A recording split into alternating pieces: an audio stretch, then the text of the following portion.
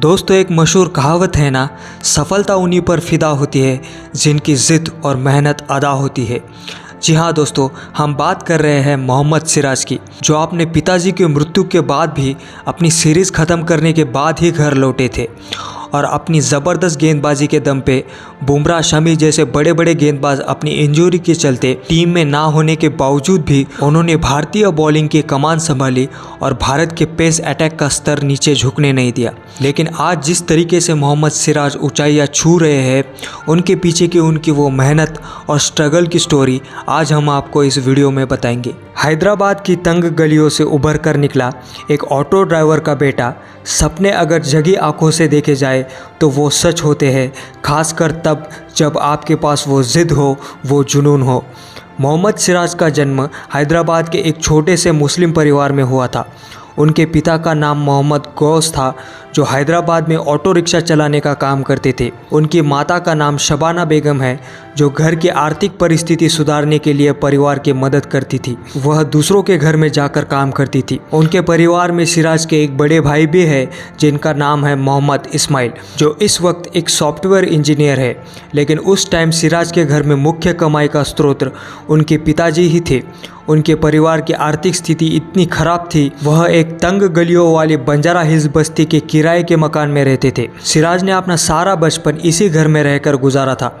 लेकिन हमारे देश के अन्य परिवारों की तरह सिराज के माता पिता भी ये चाहते थे कि उनका बेटा पढ़ लिख कर बड़ा आदमी बने। उनका बड़ा भाई पढ़ाई में काफ़ी होशियार था, इसलिए उनके माता पिताजी भी ये चाहते थे कि वो अपने भाई की तरह पढ़ लिख कर नौकरी करे। लेकिन मोहम्मद सिराज को बचपन से ही क्रिकेट खेलने का शौक़ था।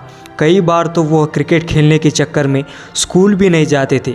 इसी वजह से कई बार उनके स्कूल के रिज़ल्ट भी काफ़ी ख़राब आए, जिस वजह से उन्हें अपने पिताजी से कई बार डांट सुनने को मिली। लेकिन सिराज के बड़े भाई इस्माइल को उनके इस टैलेंट का अच्छे से पता था, इसलिए वह उन्हें हमेशा क्रिकेट खेलने के लिए सपोर्ट करते थे। सिराज का मानना है कि उनसे ज़्यादा उनके भाई का उन पर ज़्यादा विश्वास था। सिराज आगे कहते हैं कि ये उनके बड़े भाई का ही सपोर्ट है, जिसके कारण आज वो इंटरनेशनल क्रिकेट खेल रहे हैं।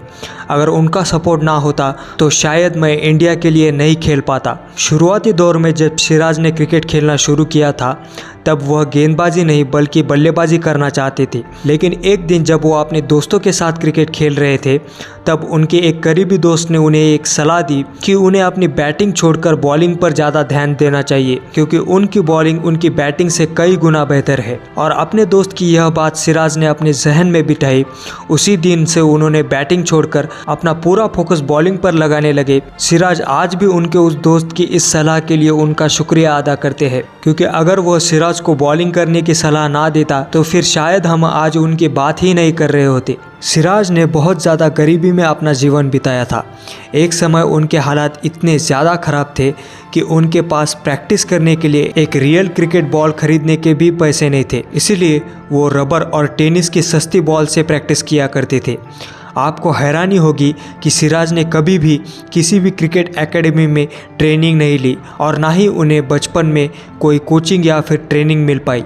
दरअसल उनके पास कभी भी इतने ज़्यादा पैसे हुआ नहीं करते थे कि वह किसी क्रिकेट एकेडमी को ज्वाइन कर सके, जिसमें किसी अच्छे कोच से ट्रेनिंग लेना बहुत ज़्यादा इम्पॉर्टेंट माना जाता है। ख़ास तौर से जब आप क्रिकेट खेलना सीख रहे हो, तब तो कोचिंग लेने का महत्व और ज़्यादा बढ़ जाता है। लेकिन सिराज ने यह साबित कर दिखाया कि अगर इंसान के अंदर वो जुनून हो, वो ज़िद हो, तो वो किसी भी क्रिकेट एकेडमी या कोच से या फिर खुद के मेहनत से हाई लेवल क्रिकेट सीख सकता है। दरअसल सिराज अपने परिवार की आर्थिक स्थिति को सुधारने के लिए दिन रात मेहनत किया करते थे। वो चाहते थे कि जल्द से जल्द उन्हें कामयाबी मिल जाए, ताकि वह इस उम्र में अपने माता पिता को आराम दे पाए। दरअसल सिराज को सिर्फ एक मौके की तलाश थी। वह मौका उन्हें 2015 में मिल गया। सिराज के एक फ्रेंड ने हैदराबाद के चार मीनार क्लब को ज्वाइन करने के लिए उन्हें एक न्योता दिया। सिराज ने भी इस ऑफ़र को एक्सेप्ट करके उस क्लब को तुरंत ही ज्वाइन कर लिया। इस क्लब के लिए खेलते हुए उन्होंने अपनी परफॉर्मेंस से सभी को बहुत ज़्यादा इम्प्रेस किया। इस परफॉर्मेंस की वजह से ही उनका नाम स्टेट अंडर 23 के भी संभावित खिलाड़ियों में आने लगा। हालांकि उन्हें कई और आगे मौके मिले और कई नहीं भी, लेकिन लेकिन उन्होंने खुद को बेहतर बनाने में अपना पूरा समय बिताया। आखिरकार उनकी यह मेहनत 15 नवंबर 2015 के दिन रंग लाई, जब उन्होंने हैदराबाद के लिए अपने करियर का पहला रणजी मैच खेला। हालांकि उनका यह पहला मैच उनका कोई खास नहीं गया, जिसके चलते वह इस सीजन का रणजी का कोई और मैच नहीं खेल पाए। सिराज ने अपनी पहचान 2016-17 सीजन के रणजी में बनाई। यह उनके लिए सबसे बड़ा टर्निंग पॉइंट साबित हुआ, जब उन्होंने हैदराबाद को रणजी ट्रॉफी के क्वार्टर फाइनल में पहुंचने में मदद की। दाएं हाथ के तेज गेंदबाज ने तब 9 मैचों में 41 विकेट चटकाए। इस टूर्नामेंट में वह तीसरे सबसे तेज और सबसे ज़्यादा विकेट लेने वाले गेंदबाज बन गए। मोहम्मद सिराज के इस प्रदर्शन से उन्हें काफ़ी ज़्यादा फायदा मिला। इसी के कारण उन्हें IPL यानी कि इंडियन प्रीमियर लीग में उन्हें अपना डेब्यू करने का मौका मिला। रणजी में ज़बरदस्त परफॉर्मेंस की वजह से IPL के सिलेक्टर्स की नज़र उन पर पड़ी। फिर साल 2017 में उन्हें IPL में सनराइजर्स हैदराबाद टीम के द्वारा 2 करोड़ 60 लाख रुपए की बड़ी रकम में उन्हें खरीद लिया गया। यहाँ पर गौर करने वाली बात यह थी कि सिराज का बेस प्राइस सिर्फ 20 लाख रुपए रखा गया था और इसके साथ ही यह उनके करियर का पहला IPL सीजन होने वाला था। लेकिन इसके बावजूद भी उन्हें इस बड़ी रकम में खरीदा जाना उनके लिए एक बहुत बड़ी उपलब्धि थी।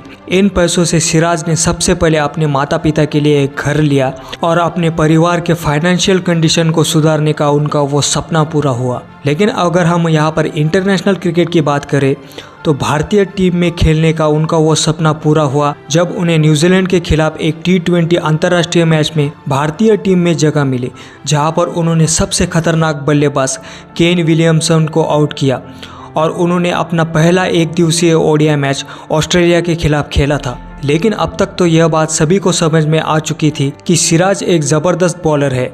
आने वाले समय में वह इंडियन टीम के अहम गेंदबाजों में से एक माने जा सकते हैं। लेकिन भारतीय टीम के लिए उनकी बेस्ट परफॉर्मेंस अभी आना बाकी थी।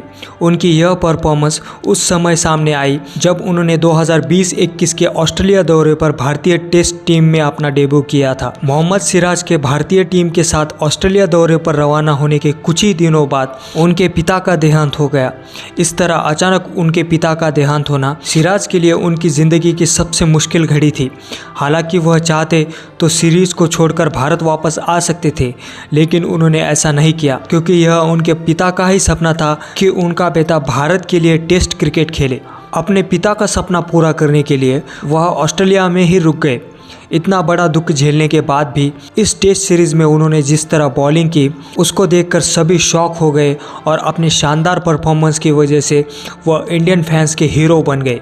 और एशिया कप के फाइनल में जिस तरीके से उन्होंने 6 विकेट निकालकर ये साबित कर दिया कि अपनी मेहनत और लगन से आप किसी भी इम्पॉसिबल चीज़ को पॉसिबल कर सकते हैं। आप अपना हर वो सपना पूरा कर सकते हैं जो आप करना चाहते हो। सिर्फ अपनी मेहनत पर विश्वास रखो, सफलता एक न एक दिन आसानी से आपके कदम चूम लेगी। सो ये मोहम्मद सिराज के लिए स्टे अपडेटेड कम्युनिटी की तरफ से एक प्यारा सा ट्रिब्यूट था। जो आपको कैसा लगा हमें कमेंट सेक्शन में ज़रूर बताइए।